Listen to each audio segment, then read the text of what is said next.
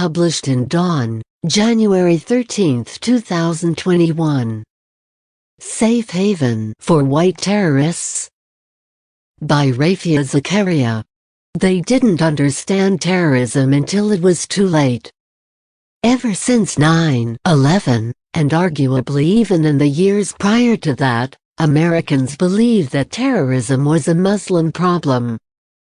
Such was this belief that in the post-9/11 years the Department of Homeland Security was created to protect the U.S. from Islamist militancy.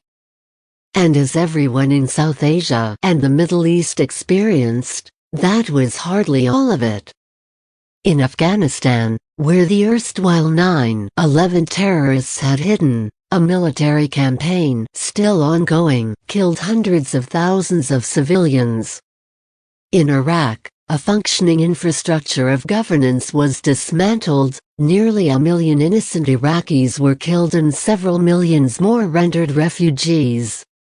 The weight of the cumulative carnage spanned decades, and its true measure is still not known.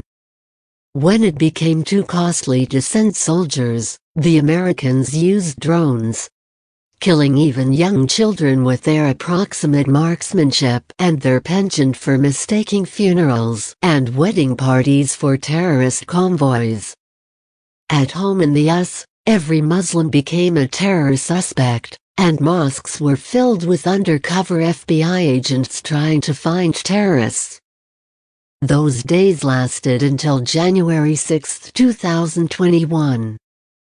Until then, and despite the rising number of homegrown white supremacist terror attacks, Americans still soundly believed that terrorism was a Muslim problem, inextricably tied to something about the faith. If anyone, particularly a Muslim, interjected, the retort would always be something like, "Yes, maybe not all terrorists are Muslim, but so many are." It would be the beginning of a circular and pointless argument, whose only value was how it exposed the extent of American Islamophobia. So deep was this denial that on Christmas Day 2020, when a member of the conspiracy group Cannon parked a camper truck full of explosives outside a building that housed a good bit of the 5G infrastructure belonging to the communications giant AT&T, U.S. counterterrorism officials and media outlets refused to refer to the attack, which reduced 2 downtown streets in Nashville, Tennessee, to rubble as a terrorist attack. There was no political motive, one such terrorism analyst held on CNN. It was a statement that was misguided at best and a downright lie at worst.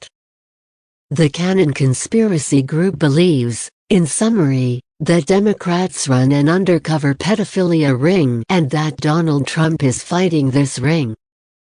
All other sorts of nonsense, such as secret signs and clues, are wrapped up in the mix, and even the president, who has refused to condemn the group, regurgitated some of its beliefs in a criminal telephone call to the Secretary of State of Georgia a little over a week ago.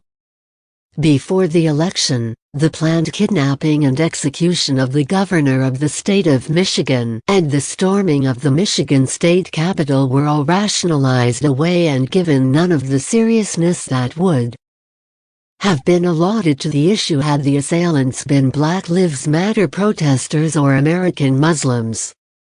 On January 6, Americans had to confront the fact that terrorism is not a Muslim or even a poverty problem but a tactic that can attach itself to any ideology. The white nationalists who stormed the U.S. Capitol were people they knew and never suspected, as demonstrated by the easy access that the thousands of gathered protesters had to the steps of the Capitol. Several videos even appeared to show police officers assisting the protesters. What happened next has been seen by people all around the world. The crowd was in a state of frenzy thanks to the president, who was the one to tell them to march to the Capitol in the first place.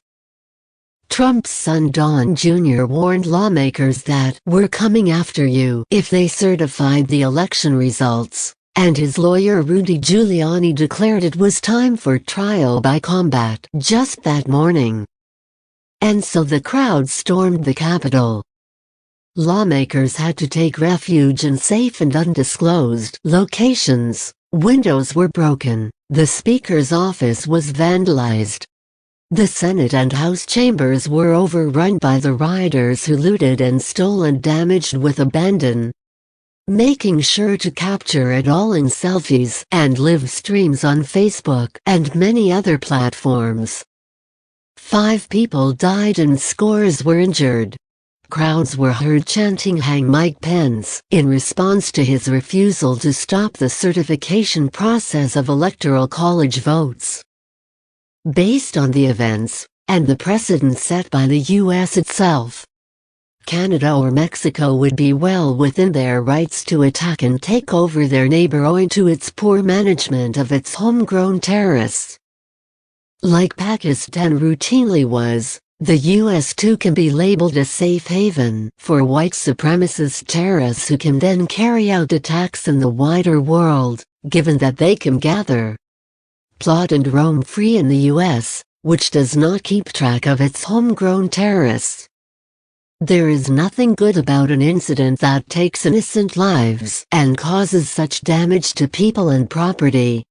But perhaps Americans who are watching in disbelief can use this time to consider the position of Pakistanis who watch their own country slip into chaos and carnage for the entire duration of America's so-called war on terror. The helplessness they feel is the helplessness that Pakistanis felt wanting to do something but not knowing what to do. Also knowing that the intoxications of extremist ideology are such that those who have been affected by them cannot be converted to reason and rationality so easily. The challenge before the U.S. has only just begun. Its failure to evaluate the dangers of the snake pit within means too many snakes are lying in wait for their moment to attack the machinery of the state. The rioters were not able to stop the certification process. Twitter kicked Trump off its platform, and Amazon Web Hosting has denied platforms to right-wing talk shows. Even with this, the fight has only just begun. The writer is an attorney teaching constitutional law and political philosophy. Published in Dawn, January 13, 2021. Like, comment, share and subscribe my channel Dawn Vocabulary with Urdu Meaning.